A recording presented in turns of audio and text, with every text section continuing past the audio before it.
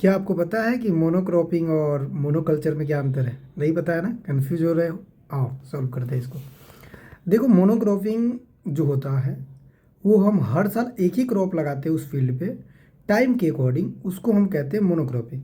इसमें जो फोकस किया जाता है, जो मेन पॉइंट है, वो समय को फोकस किया जाता है कि हर साल आप एक ही क्रॉप लगा रहे हो, उसको हम मोनोक्रॉपिंग कहते हैं। मोनोकल्चर में थोड़ा सा डिफरेंट है। हम मोनोकल्चर में एक ही क्रॉप लगाएंगे पूरे लार्ज एरिया में। जैसे एक एग्जांपल से समझते हैं, राजस्थान की कल्चर अलग होती है, तो पूरे राजस्थान में एक ही कल्चर है।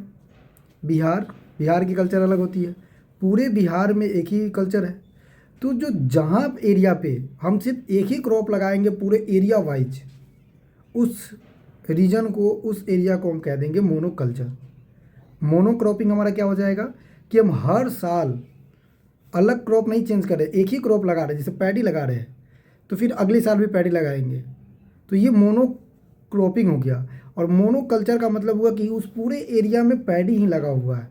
तो इस पे जो फोकस है ये किया जाता है कि इस पे एरिया पे, कि इस एरिया में मोनोकल्चर होता है, यानी कि इस एरिया का कल्चर है कि सिर्फ एक ही क्रॉप लगाएंगे। जैसे कि कोई प्लांटेशन क्रॉप हमने लगा दिया, जैसे कि मान लो आपने इकोलैप्टस का जो प्लांट आता है वो लगा दिया आपने, पूरे लार्ज एरिया में कॉफ़ी लगा दिया आपने, टी लगा दिया आपने, तो उसे मोनोकल्चर कहेंगे।